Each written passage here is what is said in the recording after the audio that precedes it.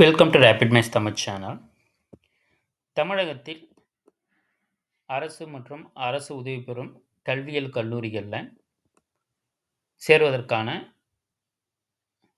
Counselling registration டேட்டை பார்த்திங்கன்னா இன்றைக்கு கடைசி நாளாக தெரிவிக்கப்பட்டிருந்தது. ஸோ இந்நிலையில் பார்த்திங்கன்னா ரிஜிஸ்ட்ரேஷன் டேட்டை எக்ஸ்டெண்ட் பண்ணியிருக்காங்க அப் டு 21/7/2025. ஸோ இப்போ ஜூலை 21ஆம் தேதி வரலுமே பிஎட் மாணவர்கள், ஸோ அரசு மற்றும் அரசு உதவி பெறும் கல்லூரிகளில் சேருவதற்கான கவுன்சிலிங் ப்ராசஸ்க்கு ரிஜிஸ்ட்ரேஷன் பண்ணணும்னு நினைக்கிறவங்க இந்த மாதம் 21ஆம் தேதி ஜூலை 21ஆம் தேதி வரலுமே அப்ளை பண்ணலாம். ஸோ அதற்கான சர்க்குலரை பார்த்திங்கன்னா ஹையர் எஜுகேஷன் மினிஸ்டர் ப்ரெஸ் ரிலீஸாக தற்போது வெளியிட்டிருக்காங்க.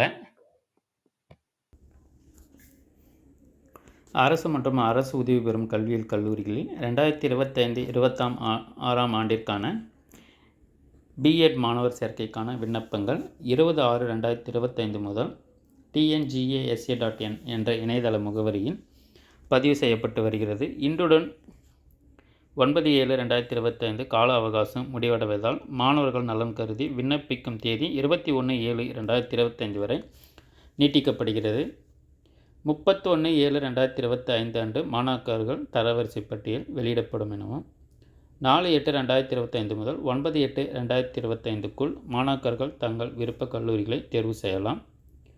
13/8/2025 அன்று மாணவர்களுக்கான இடஒதுக்கீடு ஆணை வெளியிடப்படும் எனவும் மாணாக்கர்கள் தங்களுக்கு ஒதுக்கப்பட்ட ஆணையை தங்கள் உள்நுழைவு ஐடி மூலம் www.iwasc.ac.in என்ற இணையதளம் வாயிலாக பதிவிறக்கம் செய்து தங்களுக்கு ஒதுக்கப்பட்ட கல்லூரியில் சேர்ந்து கொள்ளலாம் எனவும் ஆகஸ்ட் 20 முதல் அனைத்து அரசு மற்றும் அரசு உதவி பெறும் கல்லூரிகளில் பிஎட் முதலாம் ஆண்டு மாணவர்களுக்கு வகுப்புகள் துவங்கப்படும் எனவும் தெரிவிக்கப்பட்டுள்ளது.